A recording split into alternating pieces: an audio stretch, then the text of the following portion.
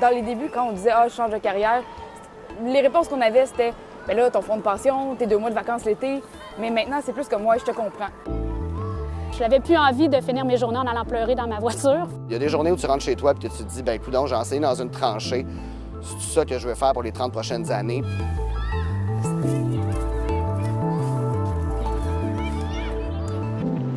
Il y a une pénurie d'enseignants au Québec.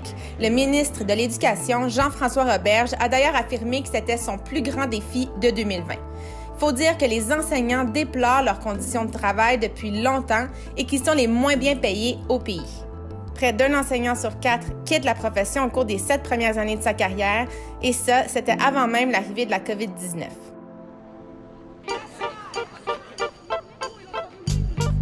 Dans mes dernières années d'enseignement, je me sentais pas respectée dans la matière que j'enseignais. J'avais l'impression que j'étais une prof de second niveau. C'est l'art dramatique, on s'en fout dans le fond. Fait que je me suis dit, je vais aller faire autre chose, peu importe c'est quoi, là.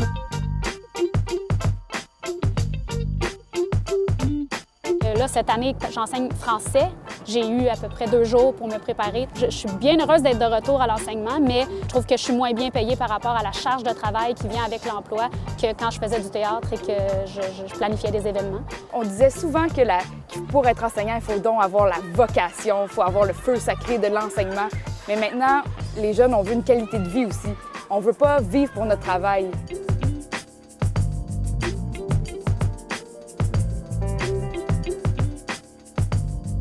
Quand tu es dans une classe régulière et qu'il y a un élève qui se met à lancer des chaises sur toi, tu n'es pas au secondaire, tu es en première année, que ça crie dans la classe, que tu essaies de ramener les élèves, mais que tu as trop de cas à gérer individuels en même temps, ça a été la goutte de trop.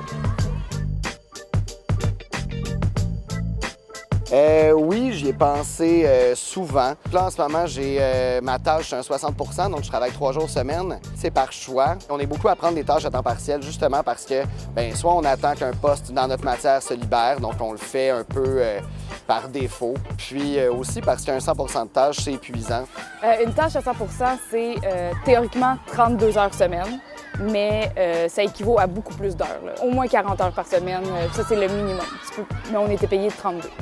Ne serait-ce en correction, en préparation, donc au moins un bon 2-3 heures par jour de plus. Ça fait en sorte que j'arrête jamais. Fait que c'est ça. J'ai un salaire diminué parce que j'enseigne juste 10 périodes, mais je travaille à temps plein. Ben honnêtement, je sais pas comment les profs qui travaillent à temps plein font. Je sais pas. Pour que l'enseignement soit vraiment attrayant, j'aurais eu besoin d'une reconnaissance, d'une charge de travail moins grande. Un temps plein devrait être beaucoup moins de groupes que le temps plein actuel.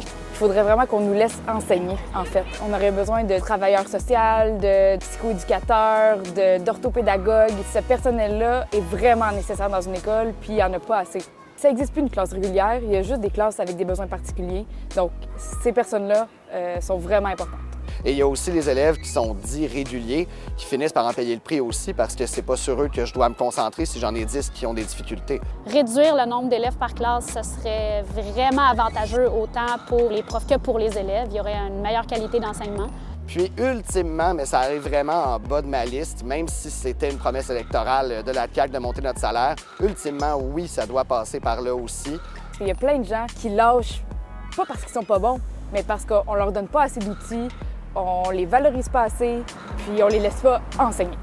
Puis c'est démoralisant, tu sais. C'est de mettre un pompier devant un feu qu'il peut jamais éteindre parce que tu lui donnes pas d'eau. Le ministre de l'Éducation, Jean-François Roberge, ne nous a pas accordé d'entrevue pour ce reportage, mais le ministère dit mener des travaux en collaboration avec le milieu scolaire pour mettre en place des solutions qui visent entre autres la rétention des nouveaux enseignants.